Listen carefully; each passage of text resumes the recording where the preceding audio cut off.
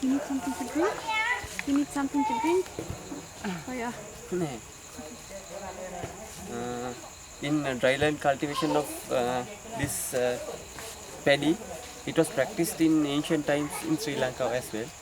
Now it's called Madagascar System or Sri System, and there are certain people who involved in the development of this dryland cultivation. It was traditionally practiced in Sri Lanka, and now they have reinvented the system and improved it, and also cocoa was involved in developing that one, as well as that Professor Batuatta, who is the director of this Gemidiriya program in Sri Lanka, also did a lot of research on it, and Dr. Somasundara, like people like Tilak Karyavasam and so forth. There's a big team involved in propagating this Sri system, and now they are doing this Sri system or dryland cultivation.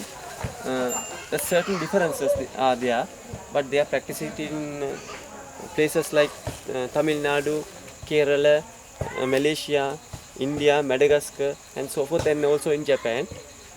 This is, I am going to explain the traditional system that we did some time back in our ancient days.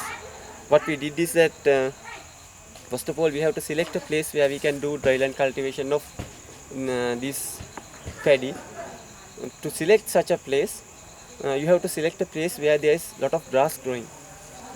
So if there's grass growing, that means there's enough nutrients for that type of plants in that area, and the microclimate is ideal for these kind of grasses, because this paddy is also, rice is also a grassy type of plant. And also the theory behind this is that the wild varieties of paddy are growing in dry places, it's not an aquatic plant.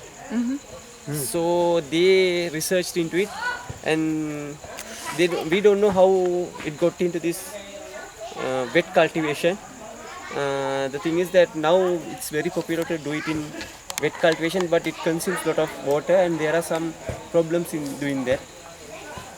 And researchers have found that these seedlings or seeds accidentally thrown out into the kamata or the pathways grow better, and the plants are very hardy, and it gives lot of buva, means this hairy like structures, like a hairs are growing better when they are growing in dry areas.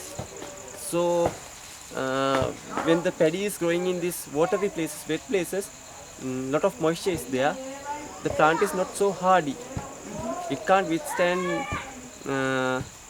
drought or any such mechanical damage or so forth. But those plants who are cultivated in dry cultivation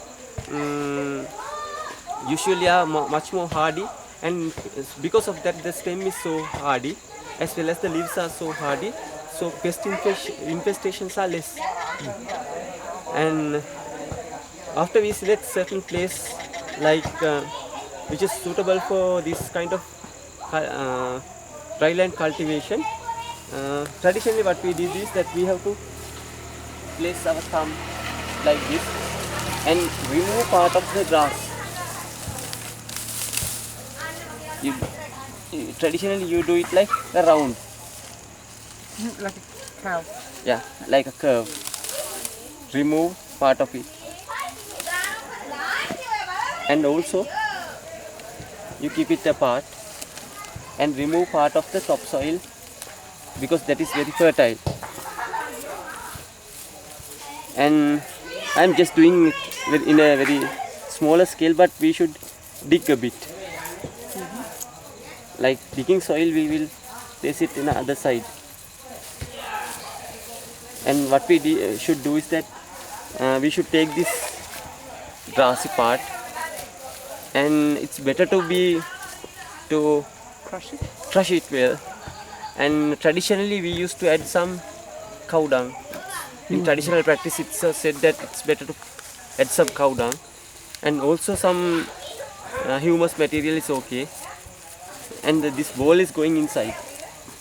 And again we have to crush it like this.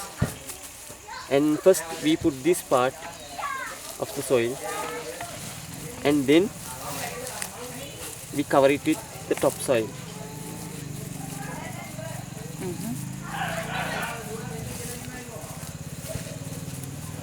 And on top of it we can either plant the seedling or the seed.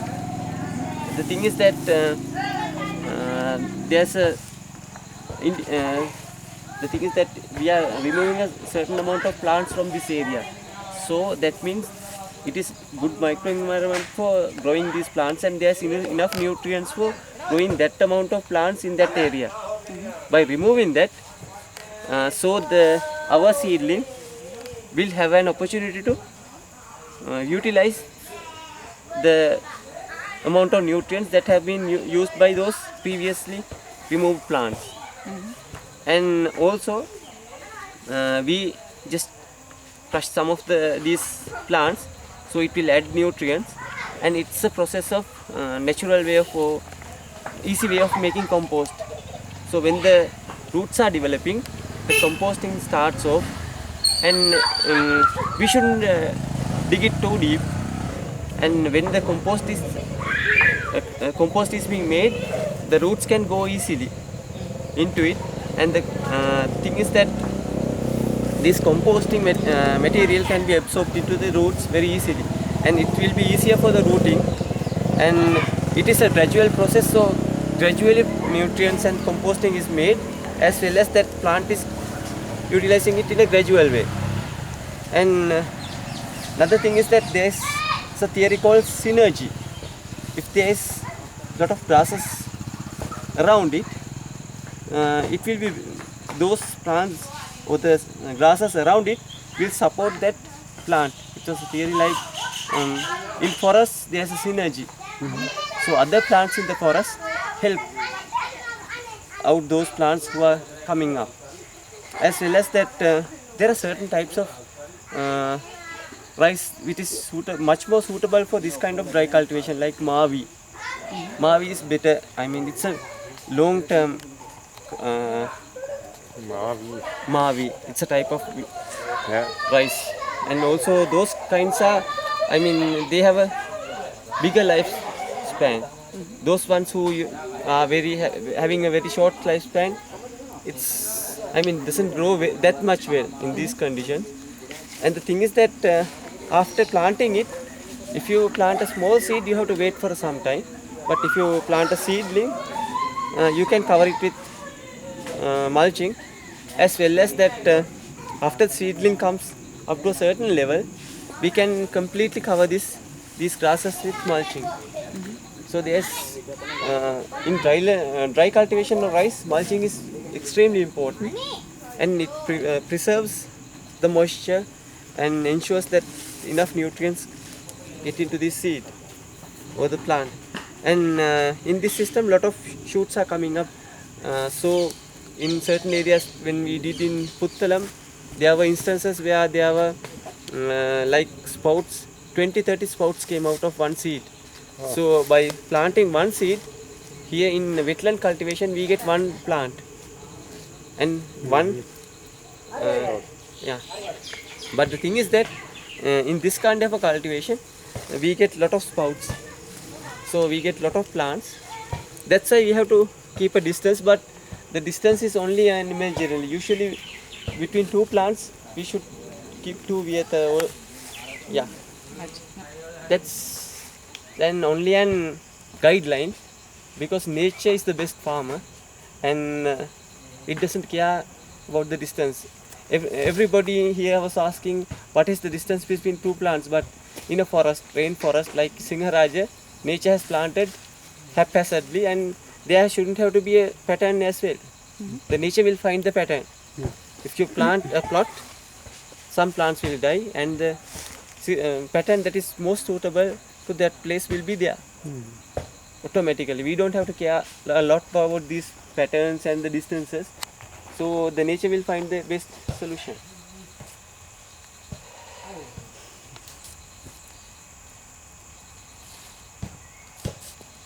is this the traditional way? Or For dry gland cultivation, traditional way. One way. okay, and this is called the Madagascar system? Yeah, and Sri system as well. Sri Lanka. Ah, okay. Sri system. That's what I was asking. Sri. Okay. I thought it's a three, so that's the point. Sri Lanka, Sri. Yeah. And where can you get the seed? Because most of the people are planting a wet rice. So where do you get the seed?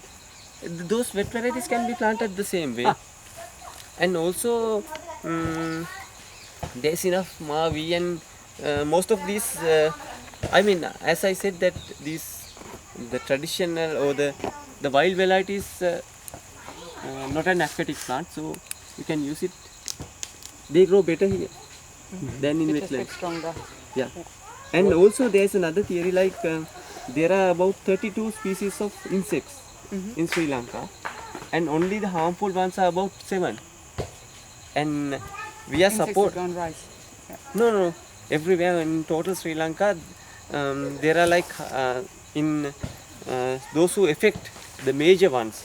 I mean, there are minor ones, but major ones are 33 types of insects are there in our fields, and only 7 are harmful.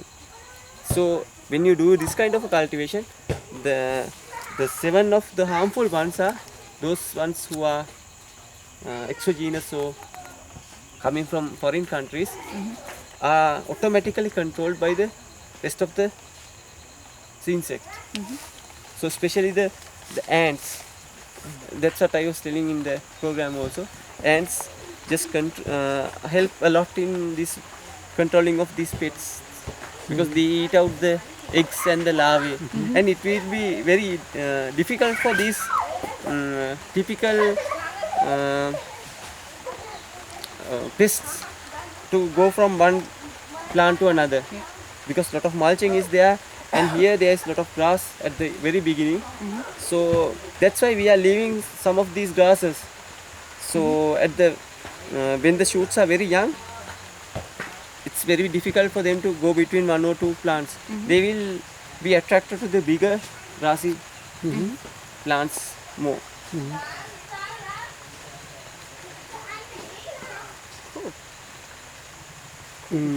Does it need